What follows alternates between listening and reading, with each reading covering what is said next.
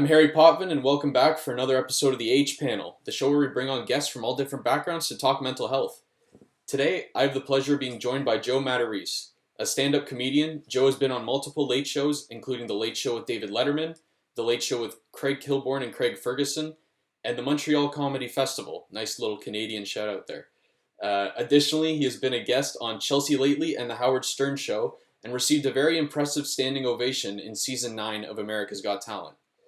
Personally, he has 2 specials on Amazon Prime, 7 stand-up albums, and a podcast called Life of Joe, streaming on multiple platforms. Joe, thank you so much for joining me today. You got it. I like this, that our names are on the screen. It helps a little bit with, we'll get into ADD in a sec. Yeah. I'm terrible. You could tell me your name 30 times, and if we're in a conversation, I'll forget it at some point. So it's nice. I don't know if your viewers can see it, but I see your name on the screen, and you probably see mine on the screen. But no, thanks for for wanting me to come on your show about mental illness. I don't know what other career type people you've had on the show. Am I your first comedian? Yep. Well, cool. I mean, this will be I guess it's my second. I've done one other person's podcast that talked a lot about mental illness, which was the Mental Illness Happy Hour with this guy, Paul Gilmartin. He's been doing it for a long time. I was on his show way, way, way back when. But other than that, I'm always on comedians' podcasts. So it's fun to probably talk seriously with a smile on my face. I mean, I talk about mental illness at times on podcasts if they asked about it. Like I was on Mark Maron's podcast, and it came up because it used to burn a lot of bridges in my career. Yeah. So if they interview me about my career, it's a bullet point that always pops up somewhere along the outline of my life. Of course. Before we get started, why don't you tell us a little bit about yourself, where you grew up, what made you choose stand-up as a career, stuff like that. I grew up in a suburb right outside of Philadelphia, very close, about 15-minute drive from the Ben Franklin Bridge that goes right into Center City, which is Cherry Hill, New Jersey. Started stand-up when I was 19. Loved stand-up my whole, I guess from like 12 on, I got really into it. I used to just listen to comedy albums. I used to kind of go be alone a lot, and it was definitely an anxiety reliever for mine. I used to have anxiety attacks a lot when I was young, and comedy would make it go away. It would make me feel better. It would reconnect me with myself when I would start to feel outside of my brain. And then I started doing it the first time I had heard there was a place to do it. I didn't know you could sign up on a list of new comics and get a 5-minute slot. And a friend of mine who I was going to college with had went to an open mic in Philly. And when he mentioned it, I said, I want to come with you. And I went the next week, and I never stopped after that. It was like an immediate, perfect fit, basically. And also everybody that was there felt similar to me. If anyone can relate to that, where you feel like an oddball most of your life, and then you go somewhere where you're like, oh, they're all like me here. This is cool. Even though everybody had their own look or the different way of talking or a different interest that they brought up in their stand-up acts, there was something peculiar. I'm bad with phrasing. Peculiarly similar. Yeah. You would see these weird nuances in each person, and you're like, oh, okay, I fit here. And I think that's what kept me coming back. And then I eventually, about 4 years into it, moved to New York City. And then later moved to Los Angeles, and then later moved back to New York again, where I am now in the burbs. Ultimately a burb guy, even though I've tried to be the city guy a few different times. The city can be a little much. It's good when you're single. Once you have kids, it's very difficult to do the dad thing on subways and alternate side parking and crime, bad schools. I mean, everything. So, especially here in New York City, to get into a good school system is very tough unless you got an insane amount of money and you can afford private school. Mm-hmm. So I guess my first question for you, Joe, would be about stand-up performances.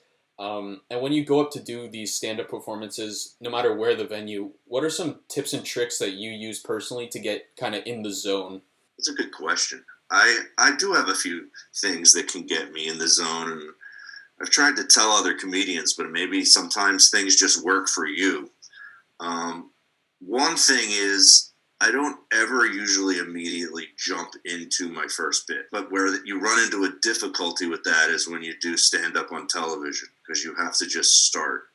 So you think, but you learn years later that the comedians that succeed they could take a quick risk, because I've watched guys like Mitch Hedberg, Sam Kinison, really great comedians. There might be a beat of something that just blurts out right at the top, and that can connect me immediately, and I never realized it till I was doing it a long time that, I don't need to start with this same, all right, like I don't need to just go, you know what I mean? I can go like, you could even say, I'm scared right now. Like, you could say that and they would laugh if you organically were there. The crowd seems to know when you're being honest. Mm-hmm. And honesty is something that I try to use every time right away. It could dig me in a hole when I was a younger comedian, because the honesty could be like something that I observed that made me realize this guy who owns the place is an asshole. And I say it on stage immediately. I was a bridge burner.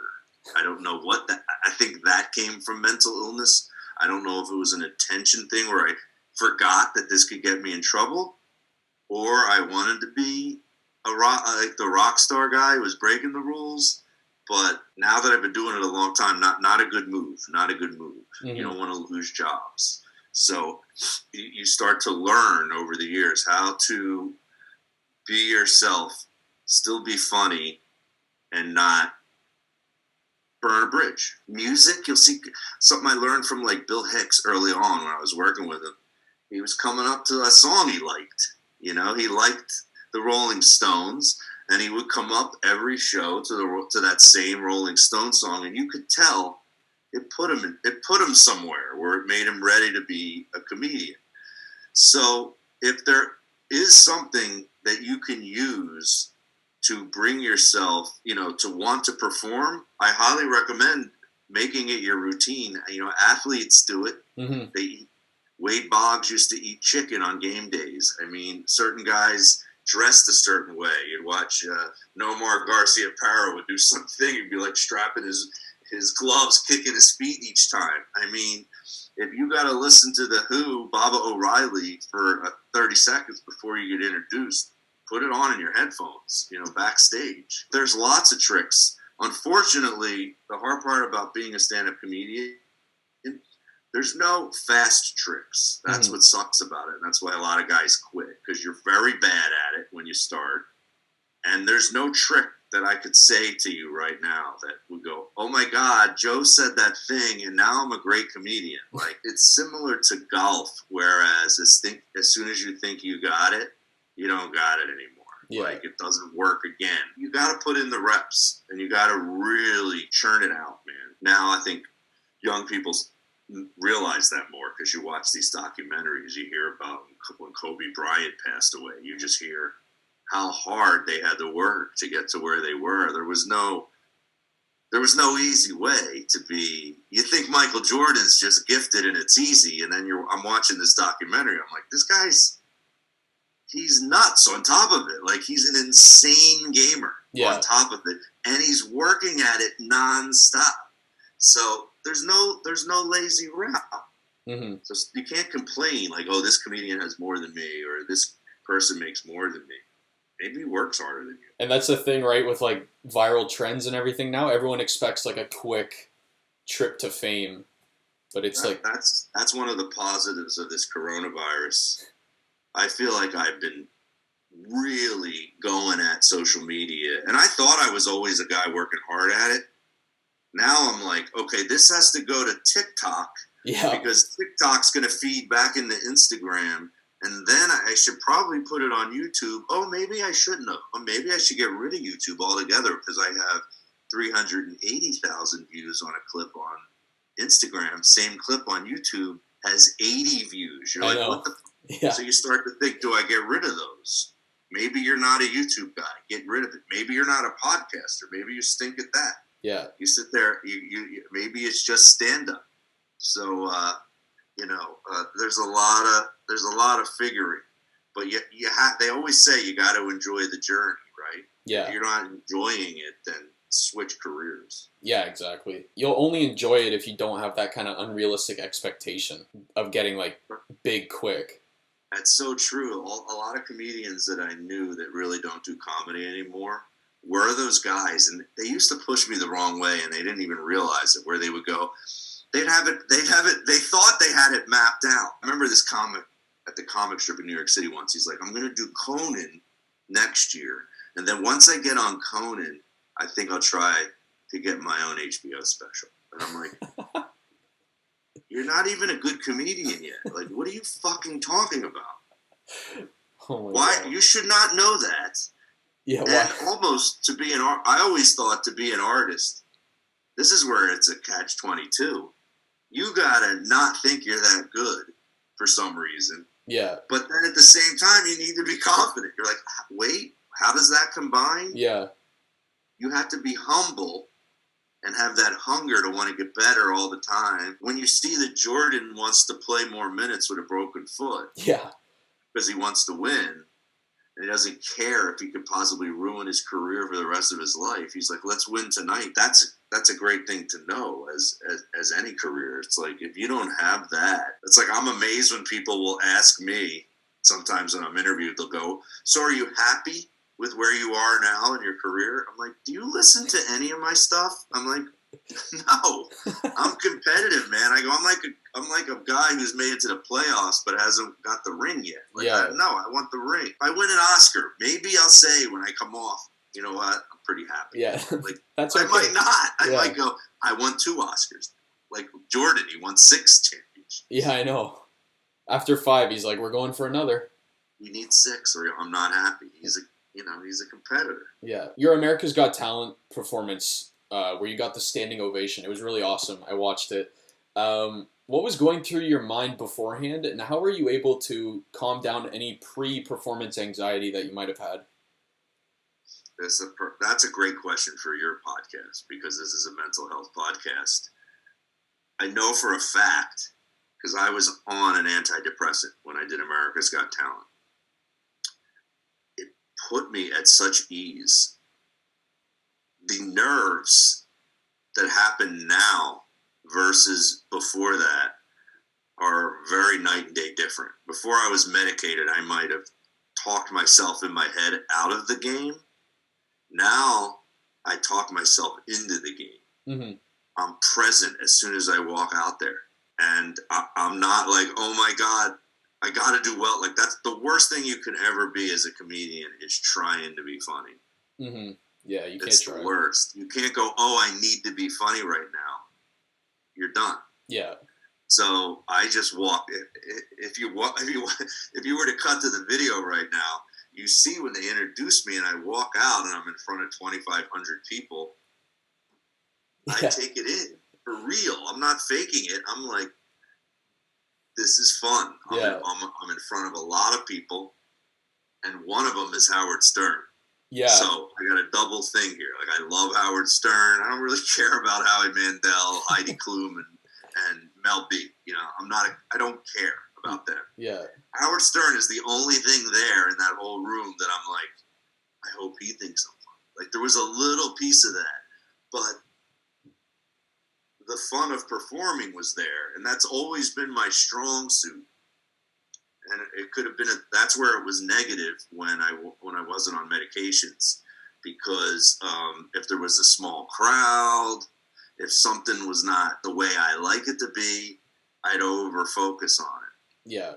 I would have figured something out on America's Got Talent in my nutty brain if I wasn't medicated of why I'm not going to do well. Yeah. But for some reason, the medicated me, like I said, I'm looking around. I'm like, this is going to go well. I don't know what I used to say to people before I was medicated, or to comedians, I would say, do you ever have that feeling where you just know you're going to do well tonight? Well, now I get that feeling almost every time. Yeah. Whereas before it was like everything had to be perfect. Yeah. And I would try to figure out how to make it perfect. If it wasn't, I'd be like, is this shirt all right? Is this going to be funny? Is the lighting bright enough? Can they see my face? Like, I would overanalyze it like crazy. It's also, if you caught a second to watch the next episode when I come on America's Got Talent, Yeah. I do terrible and I lose fast. And it was because there was no audience. They made us perform in front of nobody in a room. And anyone who's a comedian, only comedians know this, because a musician can go out there and play their song, right, and still have an amazing voice. I always think singing's like pitching. Like, if you could throw 102, you can do it in my backyard. Mm-hmm. But you don't need to be at Yankee Stadium. But a comedian, we need an audience. Why do you think, finally now that we have this social distancing and everything is a live stream right now, how many shows have you tried to watch where comedians are like, I'm going to do stand-up as a live stream in front of nobody? Yeah. No, you're not. It's not going to be funny. I even had someone ask me to do it, and I turned it down. Yeah. I said, it's not. I go, I'll send you a clip where I'm performing and it's going well, but when you take that crowd away, I'm not my comedian self. I can't. It's hard to explain. It's just like, yeah, I'm this guy you're talking to right now. This guy's not that funny. He's a little funny, but he's not that funny. Well, yeah, like comedians in the world of comedy anyway, like, you feed off the crowd so much. Yeah. So when that's gone, there's not much you can work with. Yeah, when that feeling is gone of I'm not that excited to go out there. I guess why I compare it to sports a lot. I did play baseball a lot growing up. When you went to that really nice stadium, it put you in a mood to play. Oh. You're like, this stadium's so cool. Look at this. This looks like Yankee Stadium or something like that. So going back to, antidepressants, like, I take them. I know when they were suggested to me for the first time, I was really hesitant because my whole life I had always associated, like, negative stigma with pills. And I was thinking, like, oh, only crazy people take these. Like, I'm going to get super addicted to them or rely on them too much. Like, I don't want to take them at all. I'm not that crazy. Were you hesitant about taking them at first? And if so, what kind of moved you into taking them? What convinced you? Another good question by Harry Potvin. Thank you. Well, I did a web series once called Fixing Joe that really shows that span. They were short episodes, and it's funny. It's a comedy, and it was about my real life. I don't know if you know this, but my wife's a neuropsychologist. So yeah. She comes from the psychology world. We had a lot of friends that were on meds. Even my wife's mother was on the same medicine that I'm on now. So my wife suggested it, and she suggested it as a trial, that you don't have to be on them forever. Try them and see what you think. And I still was hesitant, but in the web series, you see it, and it's on YouTube if anyone ever wants to go look at it. It's on my YouTube page, and it's also just on YouTube. It's called Fixing Joe. There were 13 episodes of it. There's ADD right there. I just forgot you right in the middle of the story. Did you catch where I was going with that story? I need you to bring me in. You were saying how your wife is in neuroscience and your friends. Oh, I know what it was. It was about having kids. That made me go over the anxious hump. Because you got anxiety. Mine wasn't depression. It was anxiety. So imagine needing medication to even out your anxiety. And something that's going to make someone anxious that has anxiety is the thought of taking a pill. It's scary. So You're like, how am I going to take these to make anxiety go away? I'm too anxious to take them. In the web series, you see them. They're just sitting there. for like days. And then it's funny because in the web series, I'm making up all these lame excuses. This isn't a good weekend, and they're just like sitting on the counter. Yeah. But in real life, my kids made me try. I only had one kid at the time. He was probably about 1, and I was like, I don't want to get divorced because of this. I had bad anger problems. I would lose my mind at nothing all the time. Mm-hmm. My wife wasn't saying she was going to divorce me, but when she said, this isn't fun, marriage is supposed to be fun, we're not enjoying each other. And in my head, I was like, I couldn't even imagine another guy being married to my wife, raising my son that's over there. I can't do it. I got to put it, like, again, that competitiveness. Right. Playing sports, I was like, I can't lose. I want to win. I don't care how I'll try it. And I started taking them, and it's like going to the open mic the first time. I never stopped because in 2 months I went. It takes about 2 months, but in 2 months I'm like, I think I feel better. Yeah. I haven't been off them since. I haven't had an anxiety attack since, and I used to get them, and I hated the way it felt. An anxiety attack, I would get a mid stand-up set sometimes. Mm-hmm. Just start to feel weird in front of 200, 300, 400, 1,200 people, whatever. That's not a good feeling. No. To feel like you might need to run off stage and freak out, throw cold water on your face. Yeah. Like, excuse me 1 second. I'm just going to... Yeah, I'll be back in an hour. Just yeah, okay. Hang tight. Oh, it's not a good feeling. No. I got to go watch some sitcoms because those make me feel better. Yeah. And then I started to go to therapy before that. I highly recommend anyone to not just take meds. And I tried to stop going to therapy for a little while, and maybe I went to therapy for about 7 years, stopped for 3, and now I've been going back for about 3 years now, steady. And I say to my same therapist, and I tell him, I'm like, I'm never stopping. You're like the gym. I need to be here every week. Yeah. Even if I had a good week and nothing's going wrong, I'm here. I'm going to report to you that it's going well this week. That can be therapy too. Mm-hmm. Yeah, that's a big thing with therapy, because I know when I'm not going right now, but when I did, like, this year, I remember after like a couple weeks, I was like, oh, I feel great. I don't have to go. And that's that's a dangerous thought. Yeah, you can't be thinking that way. You still have to go. It's like you said, the gym. You have to keep your schedule going. And now they're doing it, via Zoom or via Skype or whatever, and you got no excuse. You're not even. You have to drive now. You can roll out of bed and go to therapy. Yeah, you can't be like, oh, I'm busy. What are you doing? No, you're not. You got nothing on your schedule. When early on in your life did you realize that you had an anxiety problem? Like, what were the telltale signs for you?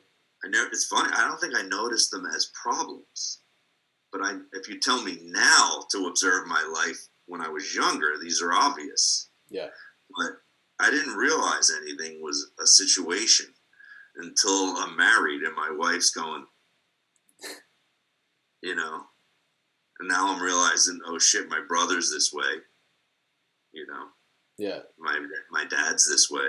My mom's this way. My cousins have this. You start to realize there's a lot of medicated people in your family, but you don't realize it because you're not thinking about it. It's kind of like when you hear a word said in a sentence one day and you're like, what's that word mean? And they tell you, and all of a sudden that word is everywhere. Yeah. Yeah.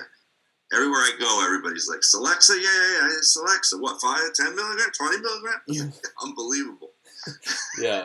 If I had to tell you now, like maybe the first anxiety attack, I'm pretty sure was induced by smoking pot when I was about 15. It's the whole story. Everything I tell you that could be sad and serious is a comedic bit. Yeah. It's been in one of my specials somewhere. It could be the saddest thing when I'm talking to you and I'm like, oh yeah, that's in my one-man show. Yeah. Because there's a whole bit, and it's killing it on Instagram right now because I just posted it about... oh, the guy Bob, right? Yeah, I had to change his name when I did it on Comedy Central because I would have got sued. It's 90% a true story. And then I never smoked pot again because it really made an anxiety problem jump. But then even not smoking pot, I used to have a lot of anxiety attacks in the middle of the night out of a dead sleep. I don't know why. I'd wake up, go to the bathroom, be full anxiety attack. Mm-hmm. And I remember when I was dating a girl and it was like new, I was like, do I tell her? Like, it made me anxious for her not to know. Because I'm like, hiding it made me more anxious than not. So I would be like, if I started to like her, I'm like, I'm just going to let you know I have this anxiety thing and I might be freaking out in the middle of the night at some point. And I'm just letting you know. It made me more comfortable. Mm-hmm. But there was just a lot of those incidents and there was a lot of anger. Like, I didn't realize, I started writing different one-man shows in my career. And when I would start writing and thinking deeply about my life, I'm like, holy shit, there's a lot of anger things that amounted to something bad happening. Even from a teenager, I don't have anything funny about this one, but I had a girlfriend in high school. I went to like a bowling alley and these guys started saying shit to her, like, hey, nice tits, right? Yeah. And I was like, let's leave. I acted mature for a second. I go, we don't need to be here. I don't like bowling. Do you? She's like, not really. And I was with my friend who was with a girl he was dating, and we all made the decision to leave. And I got into the parking lot. It was hilarious to tell. And I went, that's bullshit. He shouldn't be allowed to do that. What a dick. Yeah. I'm going back in. I brought him back in. Great idea. The worst idea ever. I went right up to the guy and, like, I think I tried to throw a kick. I've never thrown a kick in my life. He grabbed my foot, turned me to the ground, and then just started beating the living shit out of me with all of his friends around so no one could stop it. And I had a leather jacket on that the girl I was with had got me for Christmas. And I didn't want to mess it up because I loved the jacket. So I just thought, like, in a movie, I could go like this and he would hit me a couple times and someone would break it up. Do you ever see Dazed and Confused where the guy thinks it'll get broken up? Just keep That's going. what happened. I went like this. The kid just was it felt like 10 minutes just connecting on the sides of my head and behind my ears. When they finally stopped, I was so dizzy. I probably had brain damage from that situation. One of the dumbest things I've ever done in my life. And it was definitely because there was this crazy snapping anger. And it used to happen as a comedian when I got older. One person would go, you're not funny. I would be like, what? All of a sudden, my friend used to go, you Jekyll'd up there. Yeah. And I would go, what do you mean? They go, you're like Jekyll and Hyde. You're this like happy-go-lucky guy. And then all of a sudden, something else took over. And I would just verbally go off on them. Like I used to say, it was like in the Good Will Hunting when Matt Damon's punching and he won't stop. And that's what makes him have to, like, go to jail basically, and then he ends up going to therapy. Like, I would verbally go. I remember they shut the microphone off completely at one of my shows. Like, that's how crazy it was. They were like, "Nah, you're done. Mic's off." And I'd be like, I was more mature when I became a dad and had the wife who was a psychologist. I wasn't one of those guys that was like, I'm not changing. I was never that guy. Yeah. I was like, I'll try it. I was mature enough to know this woman's amazing. She's the best. You married her for a reason. Like, I didn't get married till I was 38. It wasn't like I got married when I was 20. Oh, yeah. I had been with a lot of women before that, and it was just obvious that this girl crushed them in every category. And you need to work. Mm-hmm. Just like as a comedian, you need to work on you. You need to work on you to get good enough that you're worthy of this great person. Okay, so let's start the therapy. It wasn't working, just therapy. Yeah. 7 years of just going to therapy and the same anger problems and anxiety and fighting with my wife. I used to say, if my wife went Joe from downstairs, I couldn't go, what? I was like, what? It was just like, where was this coming from? What? That was the other thing. I had to get used to being a not angry comedian either. you're slightly a different person, and people go, well, you were funnier then. I'm like, no, it was just different. Maybe you think I was funnier because you're fucking nuts. Like, it was always nutty guys, like alcoholics, drug addicts. Dude, I liked it when you weren't on the meds and you got those arguments. Really? I got fired when that happened. Like, every third time. The comedy is very incestuous, so they talk. You get fired. Everyone in the whole comedy business knows now. They love it for you to not be getting the work, because now they can get it. I think this is helpful to other people out there that aren't medicated, aren't in therapy. Those are the people that come up to me after shows when I get honest about this stuff and make it funny. I love that feeling when someone comes up to me. You probably love it too. When someone comes up and goes, I needed to hear that. Yeah, I'm getting therapy. And you can just tell by the look in their eye. I'm like, this dude was going to commit suicide or something. I could tell he was on a fence. Yeah, that's what made it. And I'm like, this feels better than any laugh I ever got in my life. Mm-hmm. That what I said helped. I love this. Yes, therapy, medication, whatever you got to do. You don't need to have trouble getting yourself out of bed every day. It doesn't need to be that way. Yeah, you're supposed to enjoy life. And you're not crazy if you go get therapy or if you take medication. It's not for crazy people. No, it's not. What's wrong with getting better? It's like anything. It's like if you had COVID, you got COVID, you got to get rid of COVID so you can get better. It's the same way. It's like you got to get better. Yeah. Or you're going to have a terrible life. Well, when you finally kind of opened up about your anxiety and your anger problems and stuff like that, what was the reception that you got from both your family and your peers? That's talked about in the web series too. You know what to ask. My parents thought it was at first. They got over it fast. Yeah. But there's definitely been jokes in my career where, my dad goes, well, what? You just need to go to church, or and my mom said, you just need they had a whole bit about this in Medicated. Yeah. But you saw it? Yeah. But that was true. She said, oh, why don't you just go take a walk and eat a meatball sandwich? She said. That killed me. I'm like, what? I'm like, Mom, like everyone in our family has this. None of us can. Meatball sandwiches are not making anxiety and depression go away. They're just not. Even my brother was like, my wife told me to take meds. He was that guy. Like I said, Republicans. Yeah. Very hard edge. They think it's stupid. I shouldn't speak for my brother, but let's just say my brother has changed also. Yeah. He medicated it. His anger was even worse than mine, I think. Or maybe you could just say different. His was more physical. He would get physical and yell and scream at his kids really badly. And it was uncomfortable to watch when you were there and I was on medication. I'm just like, dude, you need to get on some. What the fuck? You just scared everyone in like a 5-mile radius. You're scary. Yeah. What are you doing? My wife's family was like on board. I mean, they're the other side. They're the opposites. They got it.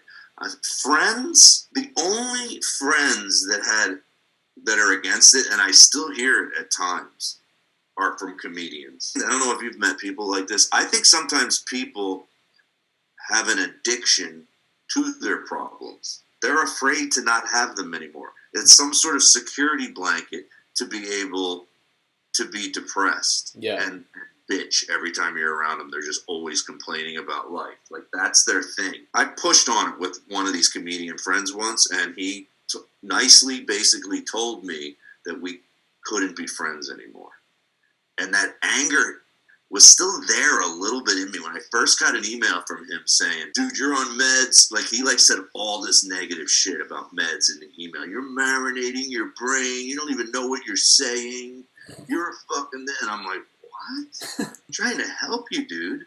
Yeah. You think I want to see you never have kids, never be able to be married, like just to be some single guy forever? Like, I guess I learned that from therapy, that I had to accept that certain people, that you can't push on them and you just got to let them be who they are. And I pushed on him, and now we're not friends anymore. But he said nasty shit about meds, where I was like, I was tempted to go, no, we're not friends. Like, because he goes, if I see you, I'll be cordial. And I almost wrote back, if I see you, I'm going to say some shit because you're a fucking asshole. What? Yeah. What? Why are you saying these things? Why are you telling me marriage sucks? And I had to just let him go, and now we're not friends, but it's fine. I don't sit there and think he was correct. That would be bad. I'm like, yeah, my brain is marinating. Yeah. I'm like, whatever I got to do to make me not yell at everybody is fine. Those people are kind of what caused this stigma around medication and therapy. The people who are like, right. You're frying your brain. No, helping myself. I'm like, why don't you observe your life? It's like, I said, because he used to say this shit all the time about different family members. And I said, maybe they were wrong. Did you ever think that? Maybe they were wrong. And they brainwashed you. Maybe it can be better. One person told you marriage sucks and you should never be with one person, and you're gonna believe him, and all of his family members aren't alive anymore. By the way, they all died, and you're like, now you're alone, dude. You got nobody because you don't think anybody's worthy, and you think marriage sucks, and having kids is gonna be a pain in the ass. I'm like, all right. Enjoy being alone. When people give me really good advice and I hear it, I go, maybe he's right. What's wrong with can't someone be right? Yeah. You're allowed to take constructive criticism. Take a piece of it. Say, I don't agree with that. But to say that your immediate response to me was like to sweep the leg out. Like, it reminds me how I would treat a heckler. Yeah. I would just destroy them instead of being a mature adult and going, maybe he's drunk. Maybe he got in a fight with his wife before he got here and he's pissed at her already. Maybe there's this, maybe there's that. And ignore him as much as you can. But when you get an email back that has 30 things in a row that this person wrote, I'm like, come on, dude. Yeah. Whoa. Yeah. Whoa. You get it right away. You're like, oh, wow. Okay. Yeah. We're getting to that level. Yeah. You don't need therapy. You're fine. Okay. Yeah. More to the comedy side of things. For me personally, and I know for a lot of people that I am friends with and stuff, comedy is actually a way that my friends and I express our struggles or the things that bother you. It's kind of like a way to let it out. That being said, how has comedy helped you with your mental health journey? Most comedians will say this, and then I guess maybe some don't realize it, but I did a series of shows once where we interviewed a lot of just comedians about mental health. It was called Stand Up, Lie Down. And we would show their bit, and then we would kind of psychoanalyze the bit. There was a documentary that I downloaded recently. I think you can get it on YouTube somewhere. You may have seen it because it's all about mental illness and just comedy. And Sarah Silverman's in it and a bunch of other... You see it? It's not that funny. Yes. That's the title, everybody. No, I'm not saying that it's not funny.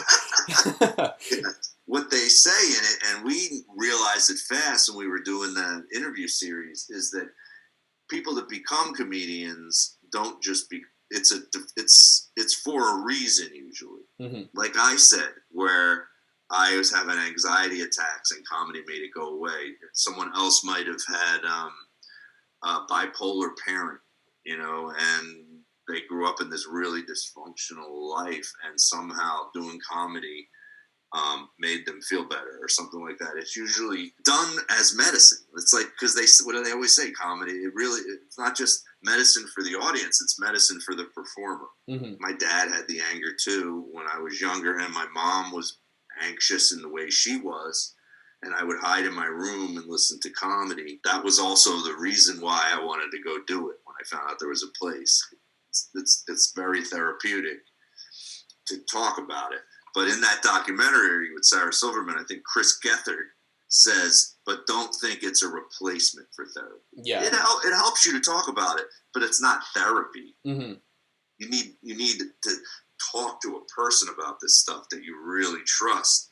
You got to have a really good connection with your therapist. If you're going to the wrong therapist, which I did before, not till I found this guy that I've been seeing for, over 13, 14 years now, did it work, because we get each other, and he's a perfect fit for me. I mean, I'm not doing stand-up now with the COVID and I'm not losing my mind. I'm not like, it's so, I'm able to deal with this. I mean, there's a couple things I do if I'm mad or if I'm in a bad mood. Funny, you just made me connect something like a therapist would just now. Or I just heard myself say it. I don't know if you saw the movie that Tom Hanks where he plays Mr. Rogers. It's pretty new. Yeah, no, I haven't. My wife didn't love it. I liked it because I thought it had a good life lesson in it. He's being interviewed. The movie's not about his life. It's about this interview that this writer's doing about him for Esquire magazine. And the interviewer at one point's like, are you really this perfect? Like, this is crazy. No one's this perfect. Don't you ever get mad? And he goes, yeah, I do. I don't let you see it. You don't see it. Yeah. He goes, there's other ways to let it out. He goes, you can do this, or you could hit the keys hard on a piano, right? And the end of the movie, that's how it ends. You don't know that he's mad about anything. And you see him walk over to the piano on the set of his show after everybody leaves. And he just goes, and like, that's how the movie ends. I guess that's kind of what I'm trying to connect is I don't need to let the anger come out in front of the audience, and then also it doesn't need to be in front of the people. It can be somewhere else. It can be when I'm alone by myself, and I could still be a great comedian. I think that's kind of like what I was trying to say, but I don't think so. I think I fucked it up, everybody. Maybe someone is so in tune that's watching this interview right now that they're like, I know what you were thinking. Yeah, they're like, we got it. These two idiots did not get it. Dude, you're transparent. We got it. I don't know what it was. It was good. Yeah, everyone watching is like, how do you not remember? Well, it's because I need Adderall for ADD. But something I realized is I don't use Adderall at nighttime. So I'm not on Adderall right now. It's 4 o'clock in the afternoon. I take extended release first thing in the morning, and it's worn off by now. Yeah. And I don't perform on it either because it takes me out of that being me.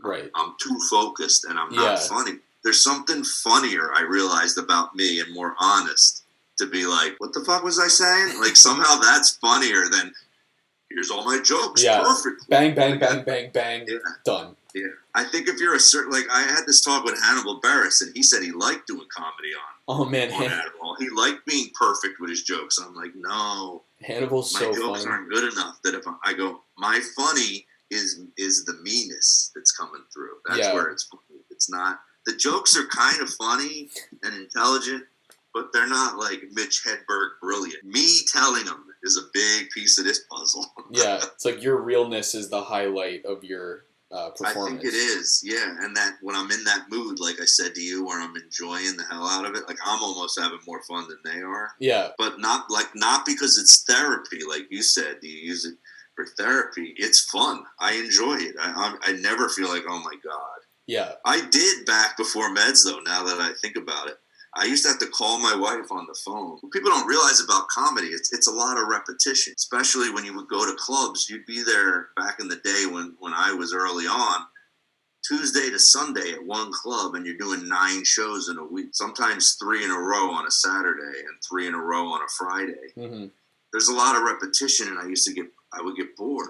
It wasn't fun 3 times in a row in one night. That's it was really fun the first one, but the second and the third felt fake. Mm-hmm. I would call her on the phone. I'd be like, can you get me in a mood to be funny? Because I don't feel like going out there a second and third time. That's where if the club was really nice or it was packed, that applause when you're coming out could make you excited. Pumps you up. But now I don't really get that feeling anymore. I'll just go, let's go do it again. Like I'm just kind of happy-go-lucky now. Bringing us back to when you mentioned like when you had to perform on America's Got Talent with no one and you couldn't, like, it sucked.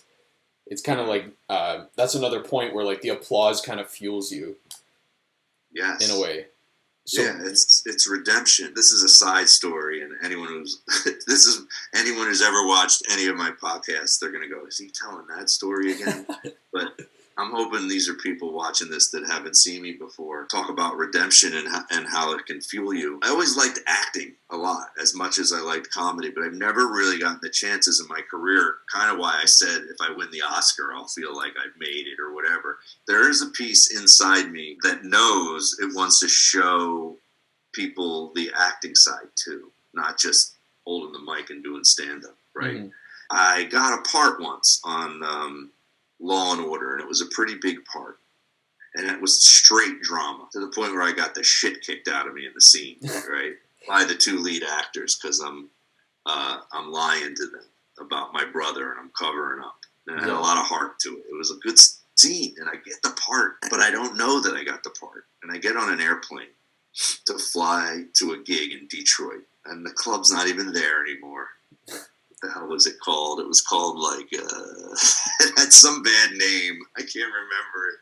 No, I think it was in Indianapolis, not Detroit. It was in Indianapolis. It was called the Laugh Hut. We'll just call it the Laugh Hut. Okay. Because that'll work for the story. So I get on the airplane. I fly. I think I didn't get the part. I went and read 3 times for the part. Didn't hear anything. Land in Indy, turn on my phone, and my manager goes, "Call me. I got good news and bad news." I call him up. I go, what do you got? And he goes, "The good news is you got the part on Law and Order." I go, "Oh my God." I felt he goes, "The bad news is I told him you can't do it because you're doing the Laugh Hut in Indianapolis." And I go, "What?" I go, they have airplanes I can fly back. You know that, right? What day are they shooting the show? Maybe I could still do this. Did you think about that? He's like, "No, I just thought you couldn't do it because you're at the gig." And they said, "Don't worry about it because the director's always the same and they really like you and they'll get you another part soon." I go, "Dude, do you know how many things I've auditioned for in my life and got a no?" I go, "Never got the yes in the acting world." Yeah. This says you're good enough to get a part, a pretty big one. Yeah, Law and Order's in huge. A real television show. Yeah. I go, "I don't care about the Laugh Hut. I want to act so bad. I want to see if I can do it. I have a question in my head." He goes, "Okay, I'll call him back." They said we already gave it to our second choice, but don't worry, Joe will get a part. We really like him. Never got a part. Oh, Never got it again. Never happened. And oh God, that eats at me, man. To this day. That's why I'm telling it, and this is probably the 20th time I've told the story, and you can still see it still bothers me. I'm like, damn, man, that was applause to me. Yeah. To get yes, now let's go do it. I mean, a really confident person will go, "Well, you got the yes, so no, you're good enough. You got the yes. Your manager screwed it up." I think I'm there now. But I still, I really want to do that side of performing. And as Jay Moore said to me once, go get it. Yeah. Go get it. Put that same 120% on it, man. Don't put 40% in. Go get it. And he's right. And I do. I push at that a lot more than I used to. And my one-man show has that in it. It's a mixture of stand-up and some real moments caught in between the funny. That was your big break, Joe. Law and Order?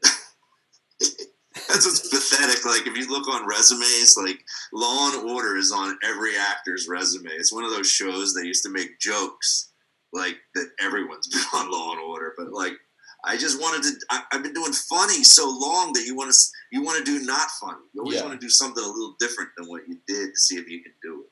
Right, and like be on a real TV show. That'd be awesome. Well, it was a closer step to the dream. Yeah. The Oscar. Right. The Oscar dream. Holding the freaking trophy and giving the speech is the dream. You're like, I did it, bitches.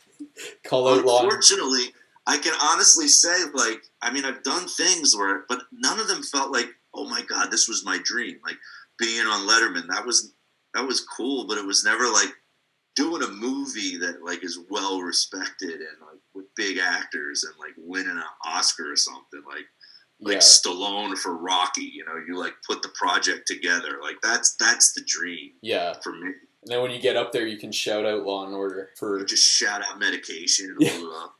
Celexa, and just shake the pill. Toss them into the crowd. This is probably good. There's a lot of trolls that give me shit about meds. Like trolls, they go, "You high?" Yeah, and I'll be like, "I'm never high. None of it makes me high ever." But that doesn't bother me. It did back in the anger days. Yeah. I've learned a lot through getting old is who cares what anybody thinks. Yeah, and that's a big life lesson for like new up and coming comics anyway. Like the hecklers, the trolls, all of that. You can't take it personally, and it's hard. Really hard. You know what helped me is I got addicted to Gary V, that Gary Vaynerchuk guy. And the stuff he says is so subtle and smart and perfect. I remember him saying once, not only should you ignore the negative comments, he goes, I want you to ignore the positive ones too.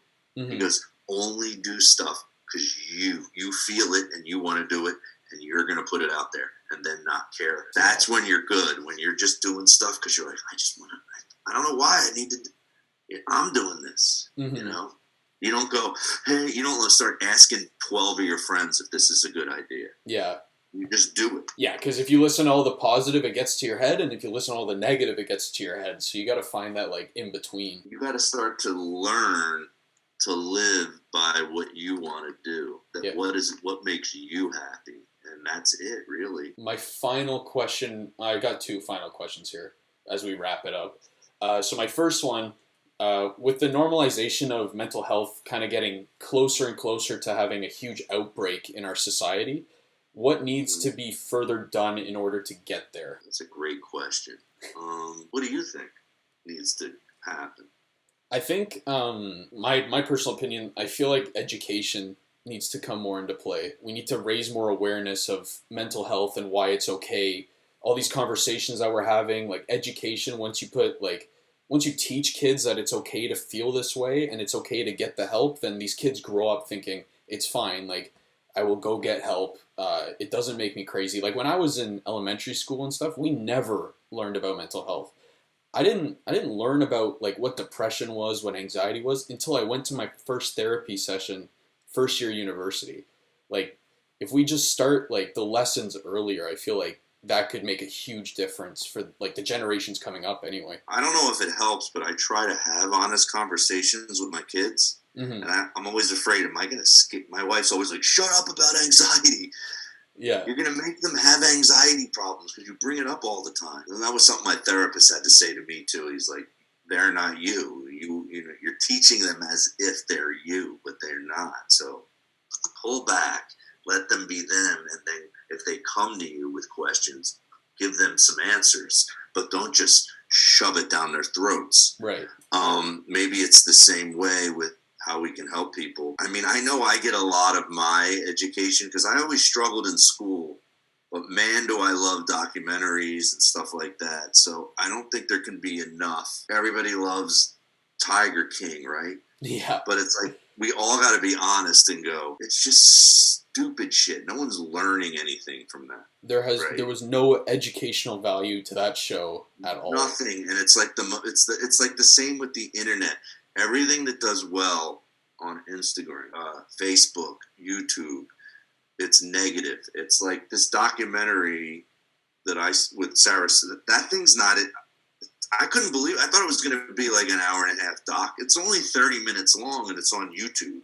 And I don't think a lot of people saw it. I'm like, why isn't this a feature-length movie with major stars in it? Because there's so many artists that struggle with this stuff. And those are the only people that young people listen to. You got to get them out there and saying these things and have it be a really good documentary, not depressing. Yeah, exactly.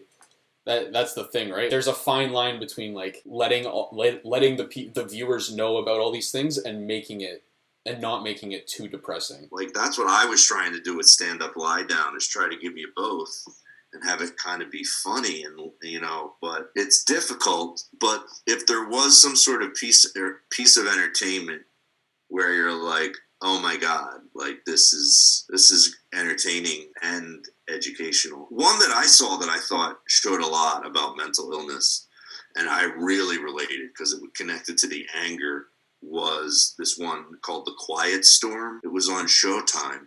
What a great title, too, for a guy with an anger problem. The Quiet Storm, yeah. And it was about Ron Artest. I don't know if you know who that is because you look young. This happened a while ago, but not 100 years ago. He was basketball player that had a severe anger problem. Remember, he changed his name to like something World Peace. Was it Meta World Peace? Yeah. Yeah, Meta World Peace. He went into the crowd and beat the shit out of people. I remember during the basketball game. That was at the Malice, wasn't it? The Palace, yes. Sorry? Yeah. But I related because you think, because he had such a mean look too when he would play, that you thought he was just an asshole. And then you watch a documentary and you're like, no, he has mental health problems. And he's a sweetheart. Yeah. He's super nice. He would feel bad when that stuff happened. That's how I felt when I would walk off stage after yelling at people. I was like, I did it again. It was like an alcoholic when they're sober and then they fall back to the bottle and start drinking again. That's how I felt when I would have that. I go, why did I do that? Why do I fucking get mad at one person and you stop it? You know, so I always think to put something out there that like is important that people will go see, but it's like you said, it's so hard. They're gonna go, well, I'm gonna go see a movie about mental health. Who gives a shit? Yeah, like, I want to go see a movie that has nudity in it. That makes me laugh. There's too many dumb people. I guess we have to make them. Yeah, you and me, we'll do it. We'll co-star. That's what would work for me, but I guess I don't know how we could kill the stigma altogether. I just think having Donald Trump as president does not help. No, I can't imagine it does. I could give a shit about mental illness. Yeah, him as your president definitely does not help things at all. No. Did you see what was it yesterday where he said to inject disinfectant into yourself to cure corona? Was he trying to be funny? I don't think so. What? Yeah, he said that like on a live broadcast. But yeah, definitely like trying to find a way to give it to the people, but also like not make it feel like a chore. Because I feel like educating about mental health often feels like a chore for some people. When you think about it, the biggest problem is people are afraid of it. Like you said, they're kind of afraid of it. If you can make it not scary, like you said, that's the key. It's like that is what making the stigma go away, where you're like, it's nothing. Yeah, it's not scary to change your chemical imbalance a little bit, or to go to therapy and talk to people. You shouldn't be afraid to be vulnerable. Be vulnerable. People are the best when they're vulnerable. I hate people that aren't vulnerable. They're hard to be friends with. Yeah, who are like locked up. Like the guy who was giving me shit. He's not vulnerable. I'm like, how do where do we go in our friendship if you won't share anything negative except your complaints? Yeah. I wish I had the answer of what could totally make the stigma go away. I mean, it's got to help to hear funny people because funny makes sad go away, right? So if you hear funny people admitting, that's the problem. It's they're not admitting, they're trying to hide it because they're afraid they'll lose something in their career if they show that they struggle with something. But actually, I think you'll gain more. Yeah, for sure. These actors, they all struggle with it, but a lot of them hide it. At the end of the day, it's all about conversation, really. With that is our preview for A Quiet Storm Part 2 featuring Joe and Harry. So stay tuned for that. The director of The Quiet Storm actually contacted me. I must have hashtagged that documentary when I posted a podcast when I was talking all about that movie. And he contacted me. He actually lived like 15 minutes away from here. Him and I were supposed to go have coffee. ADD, I forgot, and I didn't. No way. Should get a hold of him. We'll get him to direct it. Yeah, what's his name? I don't remember. I got it in my phone. I'd have to look into my phone. I put Quiet Storm director by his name, and I know he lives near New York City in like the Bronx. Yeah. And pretty fascinating documentary. And he's on medication now, and he's a lot better. Mm-hmm. So maybe that, tell people go check that one out. That's one of the best documentaries I saw about mental illness. I heard he tried to do stand-up after he retired as a basketball player, and he talked about mental illness in his act. I didn't know that. Yeah, he was bipolar, he found out. He didn't realize. He was like living his life with no meds and bipolar. Wow. And using it to fuel. He was like one of the best defensive players of all time, he said, because he literally wanted to kill them if they would try to get around him to score. That's insane. Wanted to murder them. That's insane. Well, the Quiet Storm director, I'll put the movie documentary link below, and I will tag you Yeah, and then we'll get a message from him again. Then we'll get it, and then we'll start this road to normalization. I love it. Quiet Storm 2, The Electric Boogaloo. Perfect. I love it already. It's already a buck. This is your Oscar chance, Joe.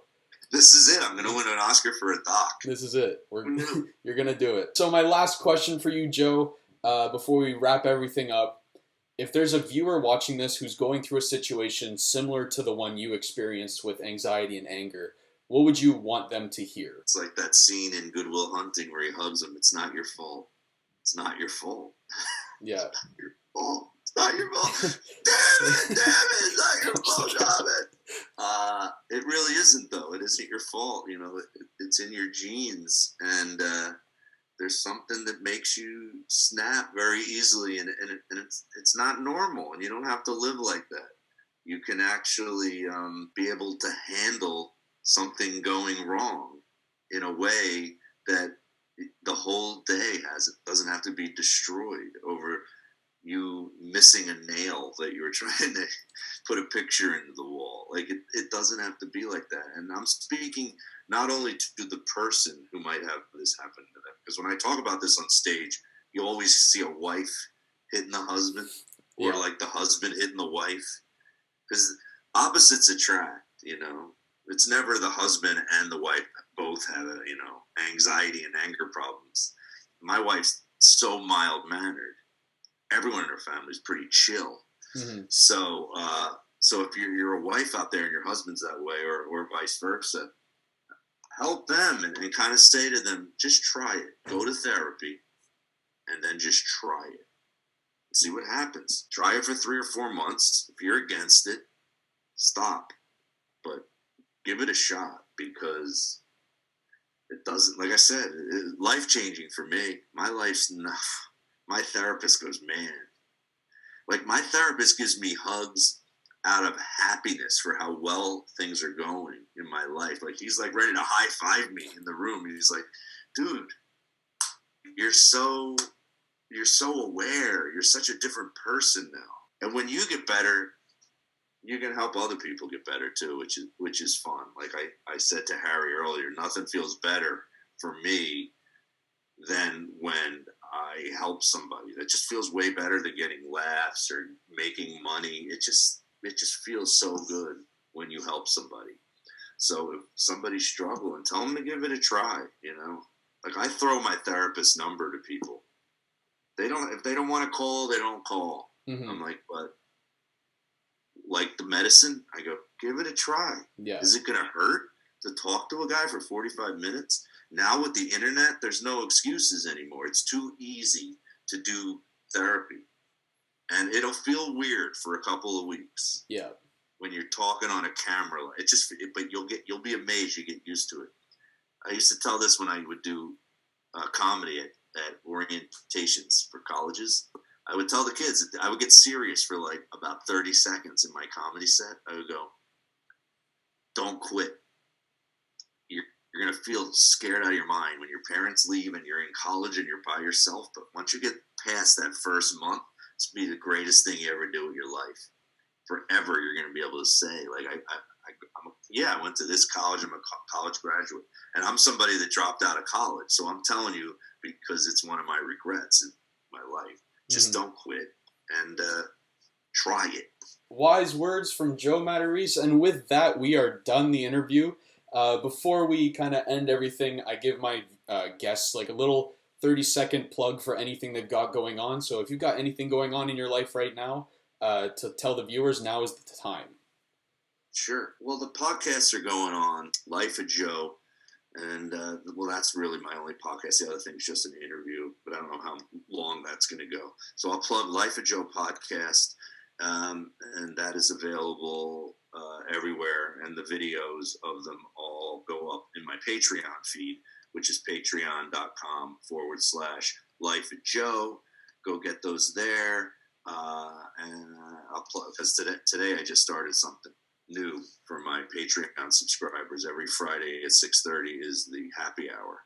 So we just shoot the shit and have a drink or two. Nice. And talk with all my subscribers. And I look forward to that. So yeah, I guess that's my number one plug. I'm trying to push that Patreon. Awesome. Patreon.com/Life of Joe. Perfect. And with that, we are done our interview. Joe, thank you so much for coming on today. I really appreciate it. Love it. Great interview, man. Let me know you. if you ever want to interview any other comics about mental health. I'm sure I can find some. I appreciate it. I love that. All right, and to all my viewers, I will see you next time. Thank you for watching another episode of the H Panel. I really appreciate you guys. For more episodes of the H Panel, click this button right here. And if you want to subscribe for more videos from myself, subscribe is right down below. Thanks, guys.